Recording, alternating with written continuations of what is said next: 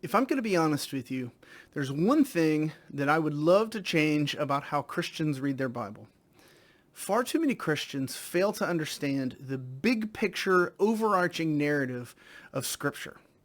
And when they read their Bibles, they misunderstand things because they don't know the big picture. So, I'm going to try to set the record straight. The next 2 weeks, this video and next week's video, we're going to be talking about the entire story of the Bible and your place in it.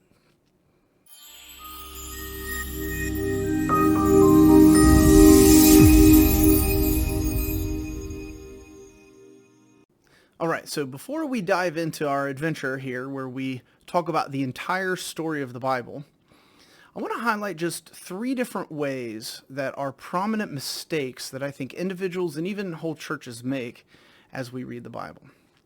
The first is to read the Bible as if it is a manual that teaches us how to go to heaven and not to go to hell.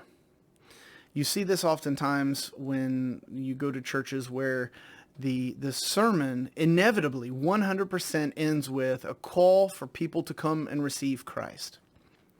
Now, before I criticize this too hard, obviously that needs to be a part of any Christian church. The Bible does tell us how to go to heaven. The Bible does teach us how to avoid hell.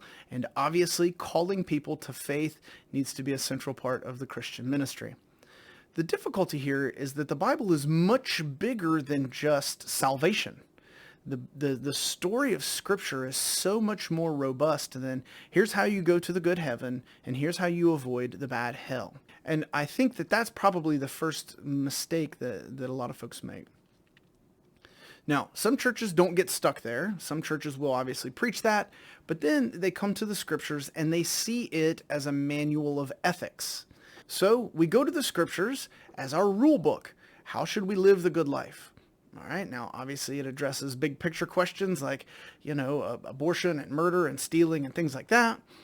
But even in our everyday life, how should I treat my wife? How should I take care of my kids? That kind of thing. Now, again, the Bible does do all those things. The law of God is clearly our ethical standards, and it lays out for us what a Christian life looks like. But again, the Bible is much bigger than that, and the story of the Bible is not simply a book of ethical guidelines. The third mistake that I think a lot of Christians and churches make is they see the Bible as like a self-help book. There's a big mental health focus, and so you go to the Scriptures, and what you see in the Scriptures are ways to improve our health, to improve our happiness. If you're struggling in a certain area, you go and you look at Scripture and you see what Scripture says about that so that you can kind of improve your life. Now, the biggest problem I have with this is that it inverts the purpose. Rather than as people coming to God to serve Him and to hear what He has to say to us, it is God serving us and our needs and our happiness. Now, again, lest I sound repetitive here, the Bible obviously speaks to these issues. It does improve our lives, and mental health is obviously a very important facet of the Christian life. But again, it takes too narrow of an approach to be able to truly say this is a robust Christian view of the world. And so I hope to alleviate those 3 and any other misunderstandings of how Scripture works. And so in order to do that, we really need to understand what God is up to in the entire narrative of Scripture. And the most logical place to start would, of course, be in the beginning. So what we really see in the first 3 chapters of Genesis is the basis of almost all of our understandings of what God is up to. So here we begin with this being known as God, who creates all things. Out of nothing, He creates all these different things.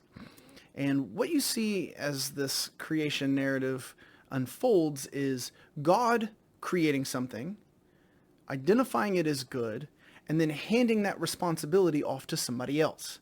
He creates birds, and then He says that those birds are good, and then He says that I want the birds to make more birds. He creates the light and the darkness. And then He creates the sun, the moon, and the stars and says, now you are going to be the ones who govern the darkness and the light. Ultimately, he gets to the pinnacle of his creation, which is, of course, humans. And he creates them. And then he says, now I want you to do the same thing. I want you to go create more humans. Now, he does something a little different here. He actually says that these humans are the image bearers of God. They are made after the likeness and the image of God. And then he gives them a job, right? Being image bearers of God means that they have a particular task. And it says that they are to be fruitful and multiply, to subdue the earth, and to rule over it. And then he plants them into a garden. And so the task at hand here is for them to basically take this creation, this world that God has just created and has given to them, and they are to do to it what he has just told them to do, to go explore and effectively spread the borders of this garden throughout the entire world, and they are to fill the earth with other image bearers of God. Now, in the midst of all of this, he gives them a choice. He plants a tree and says, this tree here, you're not to eat the fruit of it. And in doing so, he gives them a choice to say, you're either going to go ahead and do the things that I've told you to do in accordance with the way that I've told you to do them, or you're going to pick your own way. And in so doing, of course, God is identifying a major purpose for this world, which is to say, you're either going to cooperate with me and be in fellowship with me, you're going to have a relationship with me, or you're going to go your own way. Now, of course, we all know how this worked, but this is where we really get the centerpiece of what the Bible is about, which is fellowship, relationship, and what us theologically minded folks like to call a covenant. A covenant is just simply a formalized relationship. Now, at this point, after Adam and Eve choose to go their own way and to defy God, what is introduced into the world is death. Now, death was not a part of the natural good creation, and now we run into problems. God now says that the world is cursed because of you. And he goes through a whole long list of curses. The woman who was supposed to be the childbearer is now going to have difficulty in bearing children. And the husband who was supposed to be the one who made food is now going to have a difficult time growing food. And that the entire world is going to be filled with toil and sweat and difficulty. In other words, Adam and Eve, the job that I gave you to do is now going to be hard.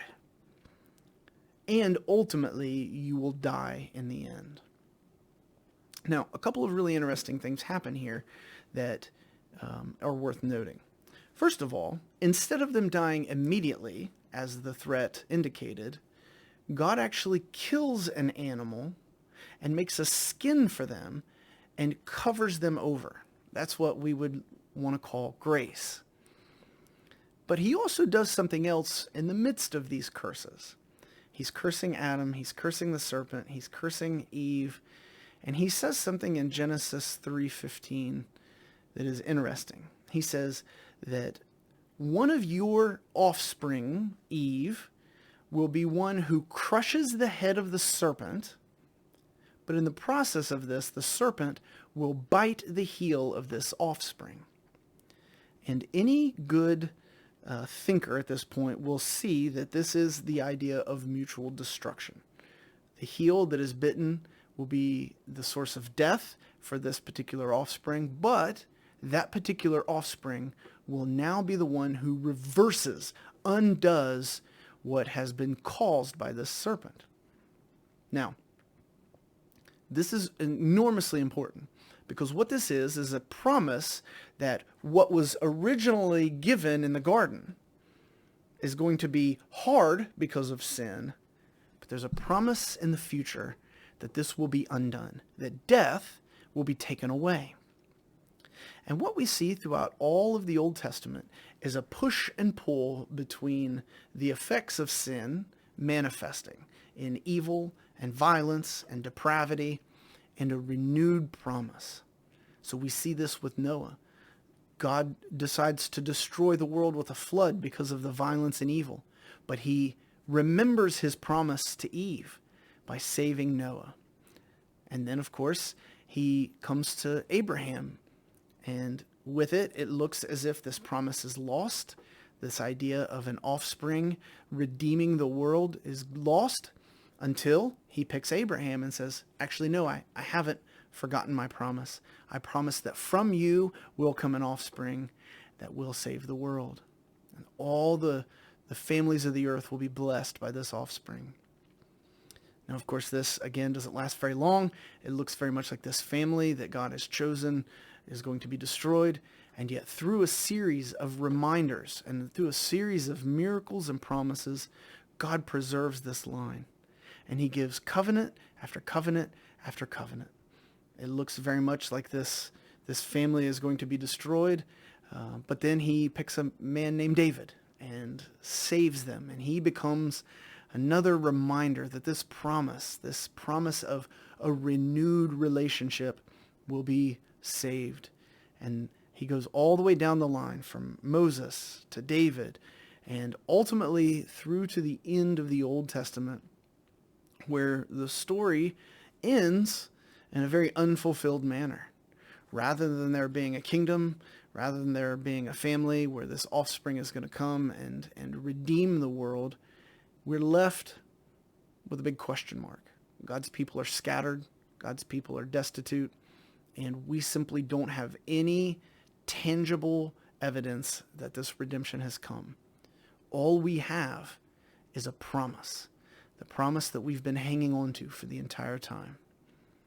Now, next week, we will get to when that promise finally does arrive and what that says about us. In the meantime, go and be blessed.